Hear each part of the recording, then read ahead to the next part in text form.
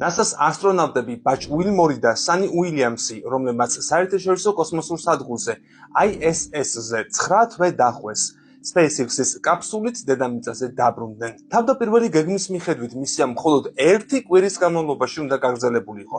თუმცა ბოინგის კოსმოსური ხომალდის გაუმართავობამ ყველაფერი შეცვალა. უილმორი და უილიამსი NASA-ს გამოცდილი ასტრონავტები არიან, რომლებიც ასევე შეერთებული შტატების საზღვაო ძალებში მსახურობდნენ. ისინი ორ სხვა ასტრონავტთან ერთად Crew Dragon-ის კაფსულით კოსმოსურ სადგურს ჩამოშორდნენ. 17 საათიანი ფრენის შემდეგ 18 მარტს სამშაბათს საღამოს დაეშვა წყალზე, ფლორიდის სანაპიროსთან. Crew 9 სახლში ბრუნდება. განაცხადა მისიის მეთაურმა ნიკ ჰეიგმა კაფსულის ბორტიდან, როცა საერთაშორისო კოსმოსურ სადგურს ნელა ჩამოშორდნენ. NASA-ს ასტრონავტმა აღნიშნა, რომ ISS-ისთვის სახლის დაძახება მისთვის დიდი პატივი იყო. ჰეიგისთვის სასიხარულოა ისიც, რომ იმ საერთაშორისო ძალისხმევის ნაწილი გახდა, რომელიც კაცობრიობის სასარგებლოდ ხორციელდება.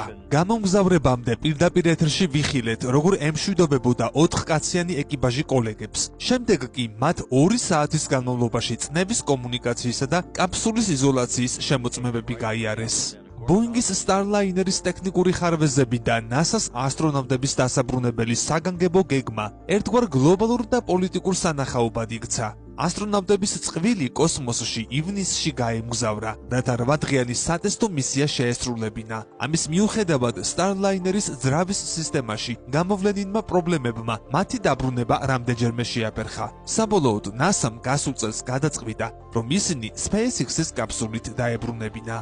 მისიამ ამერიკის შეერთებული შტატების პრეზიდენტ დონალდ ტრამპის მხრიდან განსაკუთრებული ყურადღება მიიპყრო. მან იანვარში NASA-ს უილმორისა და უილიამსის სწრაფი დაბრუნებისკენ მოუწოდა. ტრამპმა მტკიცებულებების გარეშე განაცხადა, რომ ყოფილი პრეზიდენტი ჯო ბაიდენი ასტრონავტებს საერთაშორისო კოსმოსურ სადგურზე პოლიტიკური მიზეზების გამო აყოვნებდა.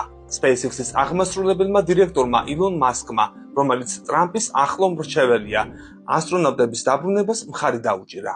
SpaceX-ის Crew Dragon-ი ამჟამად ერთადერთი ამერიკული კოსმოსური ხომალდია, რომელსაც ორბიტაზე ეკიპაჟის ტრანსპორტირება უსაფრთხოდ შეუძლია. ბოინგი იმედოვნებდა, რომ სტარლაინერი მას კონკურენციას გაუწევდა, თუმცა უილმორისა და უილიამსის მისიამ მისი მომავალი კითხვის ნიშნის ქვეშ დააყენა.